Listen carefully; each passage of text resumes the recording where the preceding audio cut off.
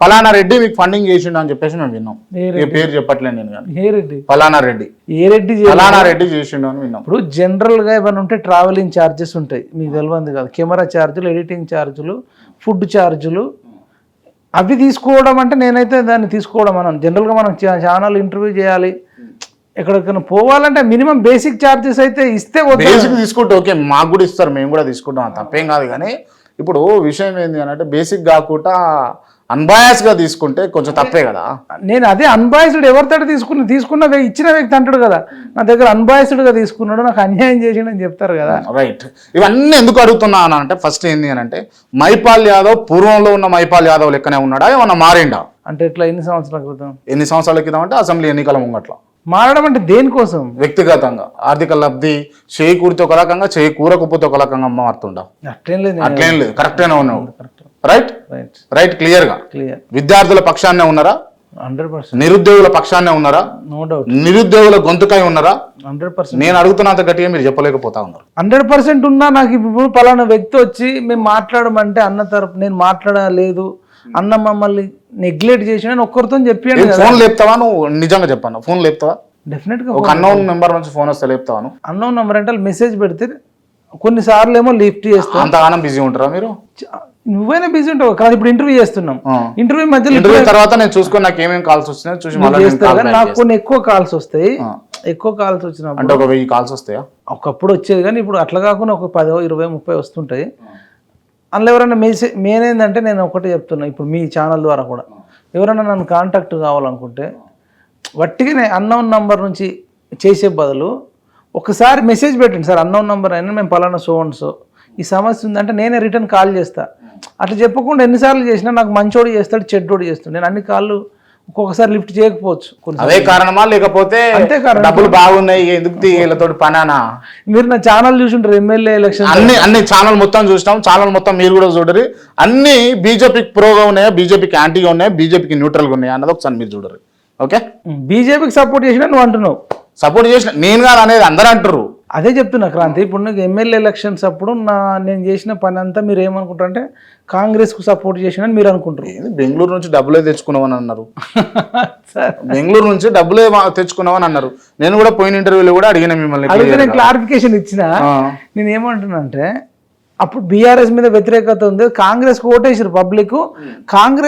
కాంగ్రెస్ అంటే ఇదే బీఆర్ఎస్ నోడకూడదు అనే ఫీలింగ్కి వచ్చి వాళ్ళు వేసిర్రు. అప్పుడున్న ఆల్టర్నేటివ్ అది ఒక్కటే ఉండడం వల్ల ప్రజలు వేసిర్రు. ప్రజలకు ఇష్టం ఉంటే మనం చూపించినాం నెంబర్ 1. ఇప్పుడు కూడా మీకు ఎంపీ ఎలక్షన్లో మనం ఇందిరా పార్కో లేకపోతే సుందరయ్య పార్కో పద్మారావు పార్కో లేదంటే చేవెళ్ళనో మల్కాజ్గిరో నిజామాబాదో భువనగిరి ఇట్లా వెళ్ళినప్పుడు వాళ్ళు మీలో మీకు ఎవరు ప్రధాని అయితే బాగుంటుంది అని అడిగినప్పుడు ఎక్కువ మంది అంటే మనం ఆప్షన్స్ కూడా ఇచ్చినాం. ఏ రాహుల్ గాంధీ, బి కేసీఆర్, సి నరేంద్ర మోడీ. ఒకసారి ఇది చెప్పినాం, ఒకసారి అట్లా ఉల్టా ఈ ముగ్గురు ఆప్షన్ ఇస్తే 70-80% పీపుల్ మోడీ మోడీ అంటున్నారు. మరి వాళ్ళు మోడీ అన్నప్పుడు నేను ఏమైనా కట్ చేసి పెట్టాలనా? ఓకే సరే, దాంట్లో తప్పలేదు. అంటే నేను దానికంటే ముంగట ఇంకొక ప్రశ్న అడగాలి మిమ్మల్ని.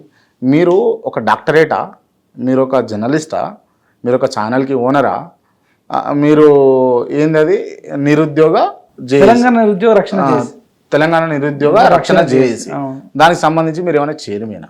అవును, దాన్ని నేను ఏంటిది వీటన్నిటిలో మీరు ఏంటిది అంటున్నా? నేను అన్ని అన్ని మీరా? ఇప్పుడు నాకు పిహెచ్డీ అయిపోయింది అబ్బా, కొందరిది డిగ్రీ అయిపోతుంది, ఇంటర్ అయిపోతుంది, అలా నాకు పిహెచ్డీ అయిపోయింది కాబట్టి అది డాక్టరేట్ అని చెప్పుకున్నాం. దాంతో మనం ఏం జాబ్ చేయట్లే. ఛానల్ పెట్టినాం, ఉండాలి కాబట్టి ఒక ఛానల్ ఉండాలి అని పెట్టినాం. నిరుద్యోగులకు కష్టం వచ్చింది కాబట్టి ఒక ఉద్యమకారుడుగా మనం ఒక నిరుద్యోగ రక్షణ చేసి పెట్టినాం. ఇవాళ ప్రతి పొలిటికల్ లీడర్ కూడా, ఇప్పుడు రేవంత్ రెడ్డికి కూడా యూట్యూబ్ ఛానల్ ఉంది, ధర్మపురి అరవింద్కి ఉంది, బండి సంజయ్ అన్నకు ఉంది, రఘునందన్ రావు అన్నకు ఉంది. అన్న అంటున్నావు చెప్తున్నా జనరల్ గా, కేటీఆర్ అన్నకు ఉంది. కావాలండి పొలిటికల్ లీడర్లకు కూడా యూట్యూబ్ ఛానల్స్ ఉన్నాయా లేదా? యూట్యూబ్ ఛానల్స్ కేటీ రామారావు గారికి లేనట్టుంది మరి. సరే ఆయనకు ఉందో లేదా కానీ ఇప్పుడు నేను చెప్పిన మిగతా వాళ్ళకి దాదాపు ఉంది. తర్వాత మీరే హ్యాండిల్ చేస్తారా?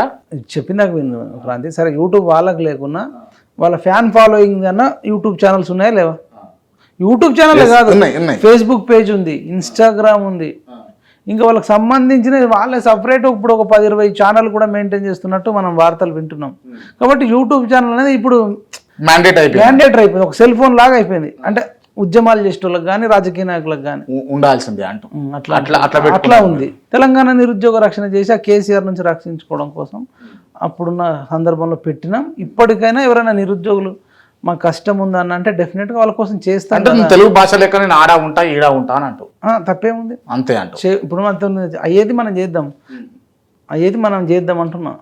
ఏది చేస్తావు కానీ అంత అమౌంట్ గురించి చేయొద్దు కదా అన్న. అంతా నిరుద్యోగుల నుంచి ఎప్పుడైనా ₹1 తీసుకున్నాం ఎవరు తెలంగాణ నిరుద్యోగుల పేరు చెప్పి మీరు ఫండింగ్ క్రౌడ్ ఫండింగ్ చేస్తారు. నేను నిరుద్యోగుల పేరు చెప్పి తీసుకోలే. నేను కేసీఆర్ గవర్నమెంట్ గద్దె దించాలి, తెగించి కొట్లాడుతున్న ఆర్థిక మద్దతు ఇవ్వండి. కేసీఆర్ మీరు కొట్లాడి కేసీఆర్ గద్దె దిగండు. ఈ టైంలో మీరు కేసీఆర్ కు సపోర్టివ్ గా నిలబడతారా? ప్రతిపక్షంలో ఉండి మీ జర్నలిజం నడిపిస్తారా? లేకపోతే అధికార పక్షంలో ఉన్న పార్టీల వైపు మీరు మొగ్గు చూపుతూ మాట్లాడతారా? నేను ఇప్పుడు కాంగ్రెస్ కూడా అంతంత మాత్రానే ఉందని చెప్తున్నా. అంతంత మాత్రానే ఉంది అని అంటున్నాను కదా. నిజంగా చెప్పండి. అంటే మీరు మొదట నేను ఇంటర్వ్యూ తీసుకున్నప్పుడు మీరు అంటున్నట్టు ముసలి తాత వచ్చండి కదా, వచ్చినప్పుడు మీకు కౌంటర్ ఇచ్చిపోయింది కదా.